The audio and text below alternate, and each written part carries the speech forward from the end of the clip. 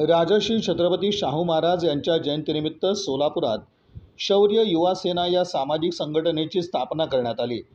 समाज कल्याण केंद्र रंगभवन इथं राजश्री शाहू महाराज यांच्या प्रतिमेस पुष्पहार अर्पण करून संघटनेच्या स्थापनेची घोषणा करण्यात आली।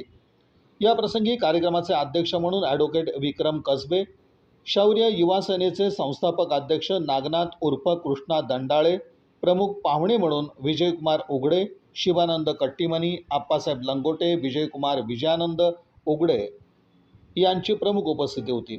समाजामध्ये एकोपा आणि राष्ट्रीय एकात्मता, समता, बंधुभाव यासाठी शौर्य युवा सेनेची स्थापना झालेली असून समाजातील अनिष्ट रूढी, परंपरा तसंच इतर समस्यांना वाचा फोडण्यासाठी संघटनेच्या माध्यमातून कार्य करणार असल्याचं संस्थापक अध्यक्ष नागनाथ दंडाळे यांनी म्हटलं। स्थापना दिनानिमित्त निर्धार मेळाव्याचं आयोजन करण्यात आलं होतं। सदर कार्यक्रमात सूत्रसंचालन सिद्धार्थ भडकुंबे यांनी केलं तर प्रास्ताविक नरेंद्र कांबळे यांनी केलं।